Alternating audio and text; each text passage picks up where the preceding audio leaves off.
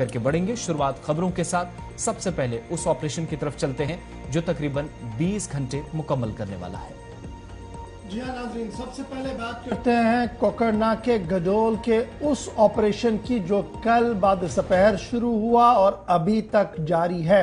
और इस ऑपरेशन के अंदर अभी तक गडोल कोकरनाग में खून झड़प के बाद जो सर्च ऑपरेशन अभी भी जारी है उसमें कर्नल, मेजर और डीएसपी जान बहक हुए हैं, जबकि 3 से 4 मजीद फौजी जवान जो है वो जख्मी होने की इतलात भी है।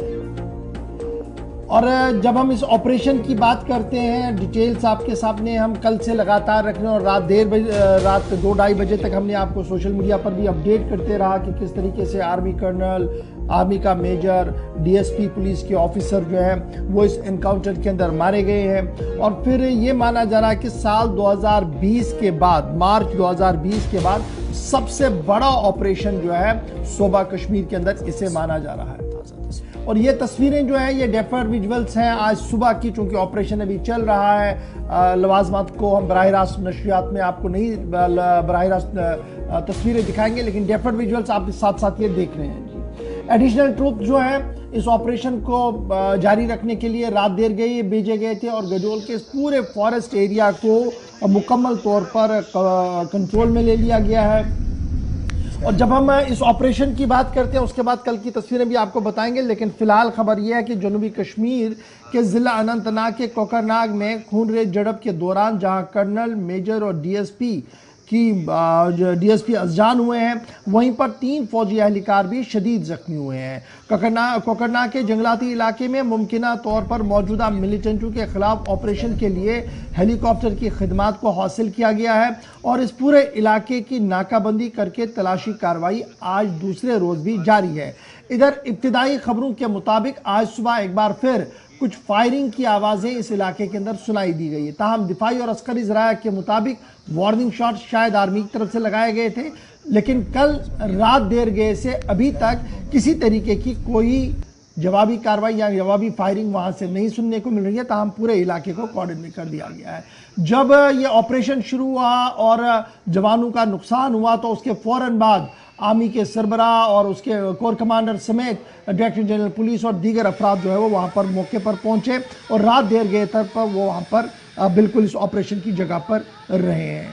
सिक्योरिटी ज़राया का कहना है कि कोकरनाग के करीबन 10 किलोमीटर दूर गडोल जंगलाती इलाके में मिलिटेंटों की कमीन गाह की मौजूदगी की इतला मिली, जिसके बाद मंगल की शाम को राष्ट्रीय राइफल, सीआरपीएफ और जम्मू कश्मीर पुलिस का मुश्तरका ऑपरेशन शुरू किया गया और घेराबंदी करने की कोशिश की गई। ताहम इब्तिदाई ज़राया के मुताबिक सिक्योरिटी फोर्सेस जब आगे की जानिब पेशकदमी कर रहे थे तो अचानक से फायरिंग हुई, जिसके नतीजे में इब्तिदाई तौर पर 3 अफसरान शदीद तौर पर जख्मी हुए, जो बाद में जख्मों की ताब न लाकर दम तोड़ बैठे। इधर कल पूरे दिन इस पूरे मामले पर जो है वो सिक्योरिटी के जो बड़े अफसर हैं वो जाए वारदात पर मौजूद रहे। ताहम जब शाम गए डीएसपी और फौजी जवानों के आखिरी रसूमात अदा करने के लिए कोशिशें की गई तो सफ़े मातम बिछा फॉर्मर आईजीपी की रिहाइशगाह पर। गुलाम हसन भट्ट फॉर्मर आईजीपी हैं, उनके बेटे डीएसपी थे, इस इलाके के अंदर तैनात थे और सिर्फ चंद हफ्ते पहले उनके घर में बच्चा भी पैदा होता है। डीएसपी साहब का बच्चा भी पैदा हुआ था और आज खुद डीएसपी साहब जो है लुक्मे अजल हुए हैं, राय हक को लब्बैक कह चुके हैं, लेकिन रात देर गए पीसीआर के अंदर उन्हें सरकारी तौर पर एजाज़ दिया गया, जहां पर लेफ्टिनेंट गवर्नर मौजूद रहे और डायरेक्टर जनरल पुलिस रहे, पुलिस के आला जिम्मेदार रहे। और उसके फ़ौरन बाद lieutenant governor Manoj Sinha, Jammu Kashmir police के सरबराह ने मुश्तरका तौर पर गुलाम हसन भट्ट साहब, उनकी अहलिया और दीगर लवाहिकीन के साथ मिलकर जो है वो ताज़िब कुर्सी की और उनकी दास बनाने की कोशिश की। एक बड़ा नुकसान कल दिन को देखने को मिला जब ये ऑपरेशन शुरू हुआ और जब ये ऑपरेशन की खबरें सामने आई।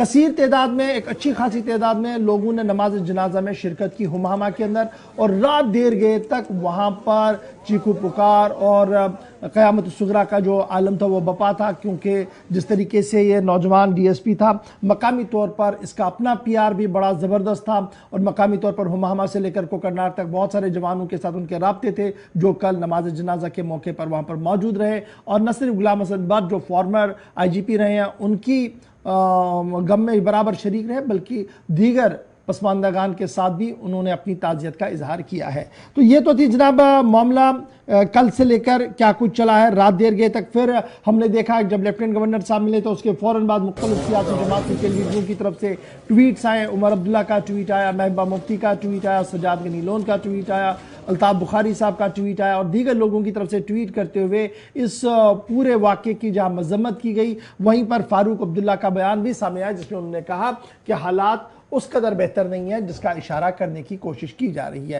ताहम इस बीच खबर यह है कि आज दूसरा दिन है ऑपरेशन का और लगातार ऑपरेशन जारी है और फौजी और अस्करी ज़राइयों के मुताबिक लश्कर तैयबा से वाबस्ता मिलिटेंटों के ग्रोह का पता लग चुका है जिन्होंने कल ये फायरिंग की है। और इब्तिदाई खबरों के मुताबिक जो अस्करी ज़राया हमें बता रहे हैं, लश्कर का एक कमांडर उज़ैर खान है जिसे ट्रैप किया गया है और उसके ऑपरेशन को कंक्लूड करने की अब हतमी कोशिशें जो है वो की जा रही हैं। हमारे साथ हमारे दो नुमाइंदे फिदा हुसैन ज्वाइन करेंगे अनंतनाग से और प्रॉपर कोकरनाग से हमारे साथ पीर मुजफ्फर भी ज्वाइन करेंगे। बहुत बहुत शुक्रिया आप दोनों का हमारे साथ ज्वाइन करने के लिए।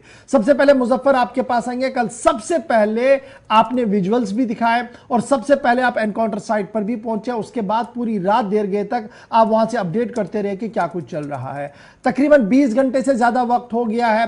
रात 5-6 बजे के बाद हमने देखा कि फायरिंग का तबादला लगभग रुक गया था और रात देर गए तक चंद फायर की आवाजों के बाद बिल्कुल रात भर जो है वो हालात इस तरीके से थे कि लग रहा था कि ऑल इज वेल, लेकिन ऑपरेशन जो है वो चल रहा है। और सुबह खबर यह थी कि चंद गोलियों की आवाज और धमाकों की आवाज फिर से सुनाई दी गई। आज दूसरा दिन है, गडोल के इस मकाम पर क्या कुछ चल रहा है, ऑपरेशन की क्या कुछ सूरत हाल है? गौहर, मैं इस वक्त मौजूद हूँ उसी स्पॉट पे जहाँ से कल यहाँ पे जो एनकाउंटर शुरू हुआ था। तस्वीर में आप देख रहे हैं कि अगर हम इस एनकाउंटर की बात करें, अपने नेवियत का ये पहला एनकाउंटर यहाँ पे लग रहा है कि जब लगभग 18 या 20 घंटे गुजर चुके हैं, लेकिन जो सिक्योरिटी डिप्लॉयमेंट है उसको मजीद बढ़ा दिया गया है। अगर मैं देर रात की बात करूँ और यहाँ पे लाइट इंस्टॉल की गई थी, लेकिन अभी हमारे पास एक इतला आ रहा है जरा के मुताबिक कि सिक्योरिटी फोर्सेस ने एक रणनीति बनाई है कि उनको पता चला है कि जो ये अटैक हुआ था, जो जराया से पता चला है लश्कर का ग्रुप है जो इसके पीछे उनका हाथ है, कमांडेंट उज़ैर है। लेकिन अब सिक्योरिटी फोर्सेस ने पूरे इलाके को और मास्टर में लिया है और यहाँ पर स्नाइपर डॉग्स की खदमात भी हासिल की गई है। इसके साथ साथ और चॉपर्स यहाँ पे मंगवाए गए हैं, क्योंकि मैं आपको दिखाना चाहूंगा जो ये एरिया है ये काफी डेंस फॉरेस्ट है, जंगली एरिया है, जिसकी वजह से यहाँ पे सिक्योरिटी फोर्सेस को कठिनाइयों का सामना करना पड़ रहा है। लेकिन उसके साथ साथ अब मैं आपको बताना चाहूंगा कि कल रात से ही जितनी भी यहाँ पे जो दाखिली या खारजी रास्ते थे उनको सील किया गया है। किसी को अंदर या बाहर जाने की इजाजत नहीं है। लेकिन वही यहाँ पे जो सब डिविजनल मजिस्ट्रेट है उन्होंने एक हुक्मनामा जारी किया जिसके तहत यहाँ पे इंस्टीट्यूट जो प्राइवेट इंस्टीट्यूट की बात करिए या गवर्नमेंट इंस्टीट्यूट की बात करिए, उनके पेरेंट्स या उनके सरबराह ने कहा कि हम स्कूल यहाँ पे खोल सकते हैं। उनको भी कहा गया फिलहाल वो एहतियात बरतें, हालात की नजाकत को देख के सबसे पहले वो अपना ख्याल रखें। तो कुल मिलाकर अगर हम इस एनकाउंटर की बात करें, अब ये लग रहा है कि जो सिक्योरिटी फोर्सेस है या बाकी जो एजेंसी है उनकी ये कोशिश है कि जितना मुमकिन हो सके वो उस जगह की ओर जाए जहां पे उनको ये लग रहा है कि जो ये मिलिटेंट छुपे बैठे हुए थे, जहां उनको कुछ सुराग मिला है। अब किस हद तक ये सही होगा ये आने वाला वक्त ही पता होगा। लेकिन जो इस वक्त हम आपको ताज़ा तरीन सिचुएशन बता रहे हैं, क्योंकि मैं बिल्कुल मौजूद हूँ उसी स्पॉट पे, एनकाउंटर स्पॉट यहाँ से ज्यादा दूर नहीं है। लेकिन फिलहाल यहाँ आपको मैं दिखाना चाहूंगा कि जो सिक्योरिटी की जो डिप्लॉयमेंट वो बढ़ा दी गई है और कोशिश यही की जा रही है कि जो मिलिटेंट्स है उनके साथ फिर यहाँ पे कांटेक्ट एस्टैब्लिश हो जाए। और अब ये देख रहा है कि किस हद तक जो सिक्योरिटी फोर्सेस की ये रणनीति है ये सफल। ठीक है जी मुजफ्फर, बड़ा इंपॉर्टेंट एक पॉइंट है। कल हमने देखा कि जब ये एनकाउंटर शुरू हुआ था तो स्कूली बच्चों को, मकामी लोगों को फौरन से बेशतर इस साइट से बाहर किया गया था। अगरचे ये पूरी कमीनगाह जो थे वो जंगल के बिल्कुल पास पास थी, लेकिन एक बड़ी मशक्कत सिक्योरिटी एजेंसीज को करनी पड़ी, स्कूली बच्चों को निकालना पड़ा, आम लोगों को वहां से निकालना पड़ा। क्या मुकम्मल तौर पर अब ये इलाका जहां पर कल ये फायरिंग हुई, जिसके बाद चॉपर सर्विसेज को बुलाया गया, एडिशनल ट्रूप्स को लगाया गया, क्या ये मुकम्मल तौर पर सैनिटाइज है, अब कोई सिविलियन अंदर नहीं है? और क्या हम ये माने कि अब वो ऑपरेशन जो फाइनल असॉल्ट ऑपरेशन होता है उसकी तैयारी में फौज लग चुकी है? जी गवर्नर, बिल्कुल। अब जो फाइनल ऑपरेशन की तैयारी वो अब हो रही है, क्योंकि पूरे इलाके को सेंटर किया गया। क्योंकि खासकर अगर हम यहाँ की बात करें, यहाँ पे पूरा सन्नाटा पसरा हुआ है। जो मुकामी लोग हैं उन्होंने अपनी घरों में बैठने को तरजीह दी है। सिर्फ अगर हम देखें तो सिक्योरिटी चाहे वो इंडियन आर्मी हो, सीआरपी हो, जम्मू कश्मीर पुलिस हो, यहाँ पे सिर्फ उनकी यहाँ पे डिप्लॉयमेंट नजर आ रही है। और यही एक मार्ग है इस वक्त सिक्योरिटी फोर्स, क्योंकि मैं बता दूं जो ये एनकाउंटर यहाँ पे जो ये मुठभेड़ हुई जिसमें इंडियन आर्मी को भी नुकसान उठाना पड़ा। ठीक है, आप स्टैंड बाई पे रहिएगा। हमारे साथ फिदा हुसैन भी साउथ कश्मीर से ज्वाइन कर चुके हैं। फिदा, बहुत शुक्रिया जी ज्वाइन करने के लिए। ये जो खबरें आ रही हैं, एक मिलिटेंट कमांडर के नाम सामने आ रहा है और ये कहा जा रहा है कि ये वो कमांडर है जी जो गुज़श्ता साल ही ज्वाइन कर चुका है, उज़ैर। अब ये ट्रैप कर दिया गया है। फौजी और अस्करी ज़राया इसकी तस्दीक कर रहे हैं। ग्राउंड जीरो पर क्या कुछ आपके ज़राया कह रहे हैं? और ये ऑपरेशन अगरचे अनंतनाग के कोकरनाग इलाके के अंदर हो रहा है, लेकिन स्ट्रेटजी के तौर पर एंटायर साउथ कश्मीर को अलर्ट पर कर दिया गया है। आपने बात की कि जो सिक्योरिटी एजेंसीज है उन्होंने लश्कर का इसमें कहा, जिक्र किया है कि लश्कर का एक जो टॉप कमांडर है वो वहां पे मौजूद हो सकता है, जिसकी घेराबंदी की गई है, तकरीबन घेराबंदी की गई है।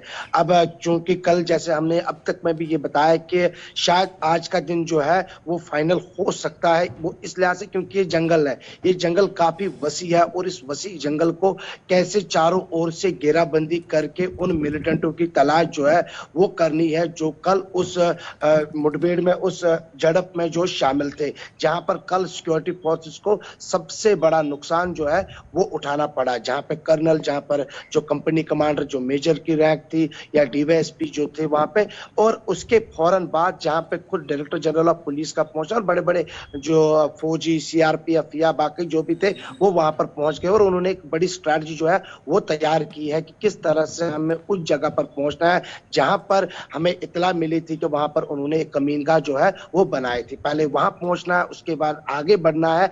अगर जहां कहीं पर भी हमें खबर मिले कि वो मिलिटेंट उस रास्ते से या वहां पे मौजूद है तो उनकी घेराबंदी कैसे करनी है। चॉपर का सहारा लिया गया कल, जिस तरह से चॉपर का सहारा लिया गया, क्योंकि रात का अंधेरा, रात का वक्त था और रात के वक्त जैसे कि अक्सर सिक्योरिटी फोर्सेज जो है वो ऑपरेशन जो है स्टैंड बाय रखती है, क्योंकि सुबह की किरण पड़ते ही फिर से ऑपरेशन शुरू हुआ है। ऑपरेशन कहीं खत्म नहीं हुआ, ऑपरेशन को शुरू किया गया है और अब सबकी नजरें ये है कि क्या ये ऑपरेशन लंबा चलेगा या फिर आज दिन में ये भी बताइएगा, जिस मिलिटेंट कमांडर का नाम सामने आ रहा है उज़ैर का, क्या ये मकामी इलाके का रहने वाला है और कब से ये मिलिटेंट्स की सफों में शामिल हुआ था?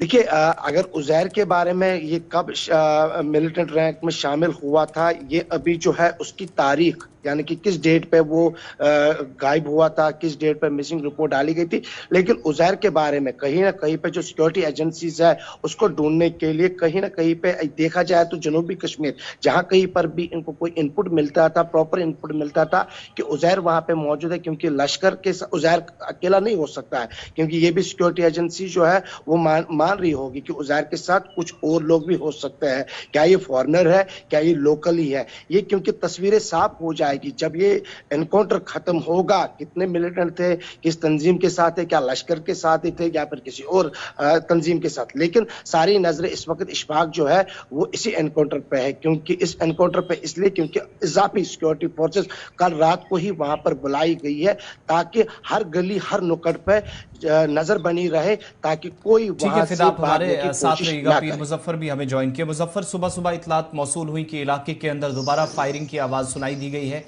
फायर किस तरफ से एग्जैक्टली ओपन हुआ, ये जरा इसकी तस्दीक कीजिएगा। और दूसरा ये कि रिटेलिएशन हुई है, इसका क्या मतलब है कि मिलिटेंट्स अभी भी इलाके के अंदर मौजूद है और इसीलिए एक वसी इलाके को अब मुहासरे में लिया गया है। कल जितनी शायद रिस्ट्रिक्शंस आसपास थी, आज मजीद सख्ती की जा सकती है उस एरिया के अंदर। फायरिंग के हवाले से वजाहत कीजिएगा सर। आसिफ, जो आप गन शॉट की बात कर रहे हैं, बिल्कुल सुबह का टाइम था, लेकिन जो शॉट्स मुकामी लोगों ने सुने, यहाँ पे गन शॉट्स हुए हैं। मगर इसमें अब ये बात है कि रिटेलिएशन की आप बात कर रहे हैं, रिटेलिएशन तो सामने नहीं आ रही है, लेकिन अब ये शायद लग रहा है कि जो इस वक्त सिक्योरिटी फोर्स की ये कोशिश है कि अब वो जंगल को यहाँ पे पूरी तरह इस वक्त जो चप्पा चप्पा है उसको छान मारे और वार्निंग शॉट दे रहे हैं कि उससे ये उनको खदशा लगे कि अगर कहीं पे मिलिटेंट छुपे बैठे वो वापस वहां से रिटेलिएट करे। और फिलहाल मैं बता दूं, जो ये एरिया है इसको पूरी तरह सील किया गया है और यही कोशिश है कि जो सिक्योरिटी फोर्सेस में, इससे पहले मैं बता दूं कि अब यहाँ पे जो मैंने आपसे कल ही बात की थी कि जस्ट लाइक एयर फोर्स, इसी तरह माउंटेन फोर्स का यहाँ पे खिदमत हाकी है, वो अब रस्सी के जरिए यहाँ से अब नीचे आ रहे हैं जंगल, क्योंकि जंगल काफी वसी है। और यही कोशिश सिक्योरिटी फोर्सेज की कि जितना मुमकिन हो सके मिलिटेंट तक पहुंच जाए हम, और वहां पर फिर उनके साथ बहुत शुक्रिया जी पीर मुजफ्फर हमारे साथ ज्वाइन करने के लिए। ऑपरेशन का दूसरा दिन है, 20 घंटे से ज्यादा वक्त हो गया है, लेकिन इस ऑपरेशन के दौरान जहां DISP रैंक के अफसर कल जख्मों की ताब न लाकर दम तोड़ बैठे, वहीं पर कर्नल मनप्रीत सिंह जिनका ताल्लुक फौज से है, उसके साथ साथ जो एक और ऑफिसर हैं आर्मी के, वो भी कल इस एनकाउंटर के दौरान शदीद जख्मी हुए और बाद में जख्मों की ताब न लाकर जो है वो दम तोड़ बैठे। कुल मिलाकर 3 लोगों की मारे जाने की खबर इसमें है। तस्दीक के साथ हम इस बात को बता रहे हैं। ताहम कल ही लेफ्टिनेंट जो general officer commanding Srinagar 15 core है उन्होंने, और फिर डायरेक्टर जनरल पुलिस ने, और फिर CDS के स्पेशल सेक्रेटरी ने भी कल इस पूरे इलाके का मुआयना किया है और उन्होंने ये साफ कर दिया है कि एनकाउंटर को क्लोज नहीं किया जाएगा और किसी भी कीमत पर उन लोगों को नहीं बख्शा जाएगा जो इस वारदात के पीछे हैं, उन मिलिटेंटों को नहीं बख्शा जाएगा। और यही वजह है कि उज़ैर और यानी लश्कर तैयबा के मिलिटेंटों के नाम का खुलासा सुबह सुबह किया गया और दिफाई और अस्करी ज़रायों का मानना है कि बहुत जल्द यह ऑपरेशन जो है वो पाई तकमील तक पहुंचाया जाएगा।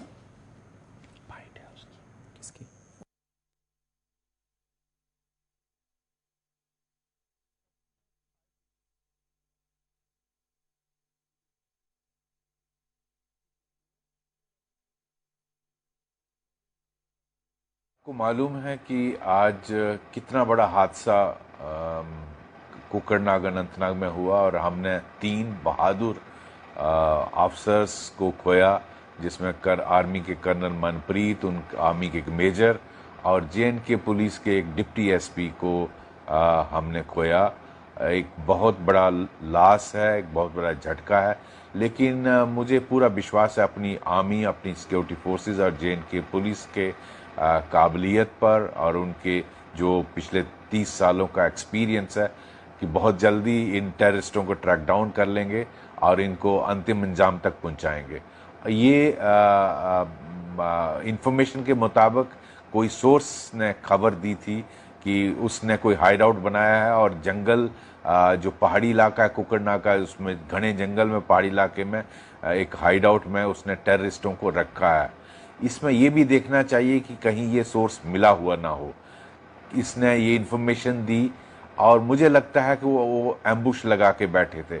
अगर वहाँ टेररिस्ट थे, या तो उनका कोई संतरी वहाँ होगा जो इस पर नज़र रख रहा था कि कौन उनके हाइड आउट की तरफ आ रहा है, या फिर उन्होंने जब आर्मी और JNK पुलिस की जो टोली थी उसको आते हुए देखा और इन पर घात लगाया, जिसमें इनिशियल फायर पर की वजह से ये कैजुअल्टीज हुई। इसमें मोरल हमारा सेटबैक, इनिशियल सेटबैक ज़रूर है, लेकिन मोरल डाउन नहीं हुआ है और मैं जानता हूं कि बहुत जल्दी आर्मी, पैरामिलिट्री और JNK पुलिस मिलकर इन टेररिस्टों को ट्रैक डाउन कर लेगी और हम इनको अंतिम इंजाम तक पहुंचाएंगे। धन्यवाद। फॉर्मर डायरेक्टर जनरल पुलिस बता रहे थे कि ऑपरेशन के खदुखाल के हवाले से, लेकिन उम्मीद उन्हें यह है कि बहुत जल्द इस ऑपरेशन के अंदर कामयाबी मिलेगी और जो लोग इस ऑपरेशन के अंदर जो लोग मारे गए उनकी जो शहादतें हैं वो रायगान नहीं होंगी। SP